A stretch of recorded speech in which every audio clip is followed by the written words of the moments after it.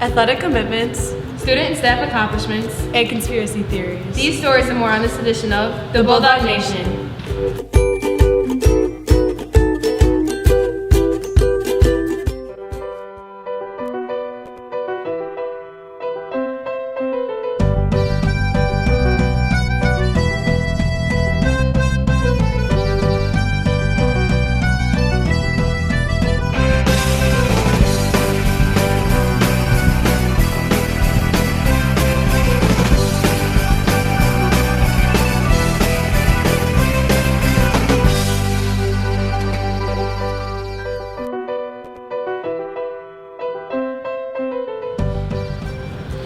This year's athletes have worked hard and achieved results. For their success, colleges offer players scholarships and a spot on a college team.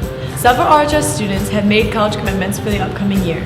Joe DeLaw took to the halls to interview students and staffs about next year's college commitments. What's going on, Bulldog Nation? My name is Big Joe, and today we're going to be talking about people's athletic commitments. Let's get right into it. Hey, Mr. Breinert, so I had a quick question for you. What does it take to get an athletic scholarship? Well, there's a lot of things. The number one way to get a scholarship is academics. There are like 10 times more scholarships available. So the first way is that we make sure all our high school students are studying really hard and paying a lot of attention to their academics, because that's the most important thing. And also, in order to get an athletic scholarship, you have to have high academics as well, because college is not going to take a chance on a student that's not performing well in high school in anticipation they may not perform well in college. So the academics is number one, and they need to really focus on that and to be a top-notch as the best they can be. Now, the other thing is they better be athletically motivated, athletically work out hard, and continue to off-season conditioning also. So that's the most important thing, because they're taking the best of the best. Even though we think they're the best here at Romeo High School or the best in our conference, we're talking about their recruiting over the entire nation. So they're going after the best and best. So they got to be the best they can be, and they have to keep working out. So my thing to keep saying is that you have to love conditioning to be a college athlete, because if you love getting better, love getting stronger, love getting faster, then that will fit well when you go to compete at the college level. So Andrew, my main man, so what did it take to get into the colleges that you were playing for football? And do you have any tips of advice for anyone out there? And was it a lot of work? It was a lot of work, going to practice every day was rough, with the hot weather, but, just got to get through it, drink a lot of water. And it actually took me a lot to get in. I started playing hockey at 3, and I've been training my whole life to get where I am. I spent hours outside running hills to get faster, and I shot pucks outside. I just kept working. I was in the gym every day, and it does take a lot to get where you are, but definitely worth it. I'm going to Liberty University to play hockey. I'm going to play football at Northwood University. Earning this scholarship took a lot of hard work, morning workouts, hours in the weight room, speed training, but obviously it's paid off now that I get to college with a scholarship, so that's cool. It took a lot of hard work, a lot of practice. I had to give up a lot of my free time and go to tournaments and everything. It was a lot of work. And then do you have any tips of advice for anyone else out there that's trying to get to a good college through athletics? Go to a lot of camps and keep practicing. You got to get to your best. All right, and thank you, Madison. And then if you have any tips of advice for anybody else who's trying to work for this and like go all-state and whatnot, now is your chance to shine. As much as it sucks in the present, it'll pay off in the future, so just do that, I guess. All I got to say is for like underclassmen, you just got to keep working hard. Don't quit, don't stop, because I almost quit, but I just kept working hard. Some advice I'd give someone would be, don't give up, because if you work hard enough, you can actually do it. Thank you. You made my life easier. Speaking of athletics, let's look at this week's sports recap. On February 11th, the Bulldog varsity wrestling team headed to Detroit High School for district finals. 7 wrestlers succeeded in qualifying for the regional tournament. Congrats to Dominic Tadaro, Hunter Garrissy, Will Gaboric, Trevor Houghton, Oscar Malcheski, Brian Carey, and Louis Tom. Individual district title winners were Oscar Malcheski, Trevor Houghton, Louis Tom, and Dominic Tadaro. Placing second was Brian Carey. In other sports news, the Romeo varsity hockey team defeated Anchor Bay 10-2 on Friday, February 10th. Leading the Bulldogs were Brett Lansky and Alec Lindecker, who scored 3 goals each. Scoring twice for the Bulldogs was Ryan Peters. Also netting goals were Frankie Ruffino and Garrett Ganfield. The win was the Bulldogs' 13th of the year, putting the record at 13-9 for the season. Great job, Bulldogs! In addition to our athletic accomplishments, DECA has also had a successful year.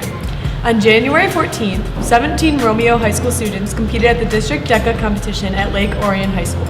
9 students qualified for the state competition, which will be held at Coble Hall on March 10th through 12th. The RHS DECA district finalists are Kate Boba for Principles of Finance, Michael Bradley for Business Services and Roleplay, Jody DeLucky and Allison Jimenez for Sports and Entertainment Promotional Plan and Comprehensive Exam, Allie King for Principles of Business Management, Victoria Lazard for Principles of Business Management, Roleplay, and Top 5 medals for Roleplay, Claire Maskell for Apparel and Accessories, Peter Thomas and Adam Chesikevich for Sports and Entertainment, Team Decision Making, and Roleplay. Great job and good luck at States. Although some students have been very fortunate in their academic achievements, others have been under stress trying to keep up. If you are feeling overwhelmed lately, join Yoga Club. It's a great way to relieve stress. In addition to several DECA accomplishments, Romeo staff member Miss Moore has earned a notable honor. The award is called the PAEMST, which is the Presidential Award for Excellence in Mathematics and Science Teaching, and I was nominated by my supervisor, Natalie Davis. What I know about the award so far is that it was established by Congress in 1983 and allows the president to bestow up to 108 individual awards. At the national competition, up to 2 people per state are awarded.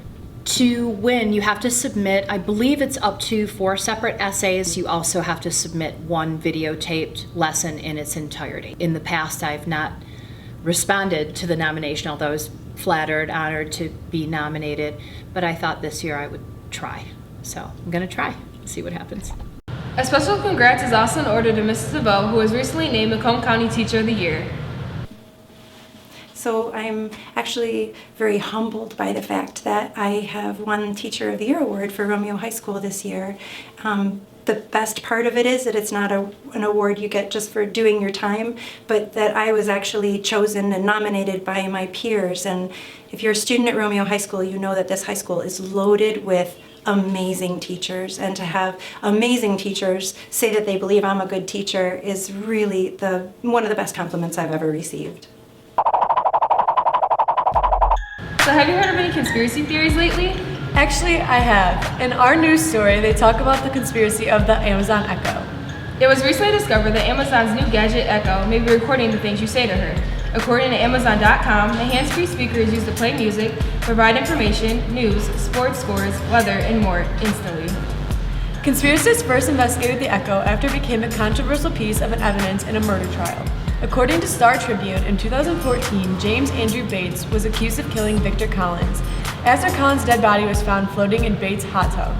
While investigating the crime scene, police noticed an Amazon Echo in the kitchen.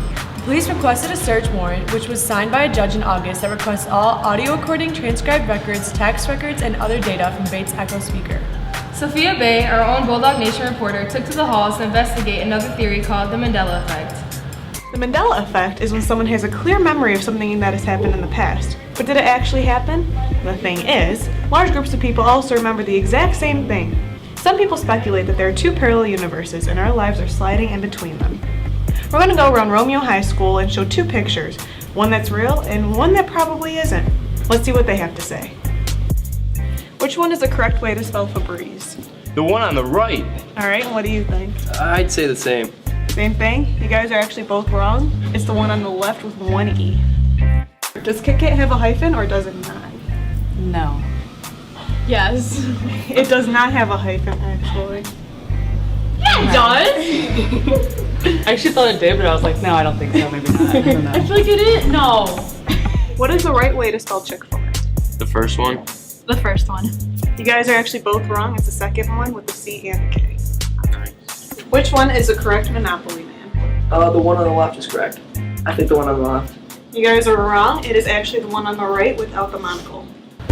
That's all for Romeo Video Production, Art News, and the Romeo Theater Company's contributions to this edition of the Bulldog Nation. Be sure to check out our news Twitter feed and RomeoNews.org for more up-to-date stats. Also, be sure to check out and subscribe to the Bulldog Broadcast YouTube link where you can see more videos.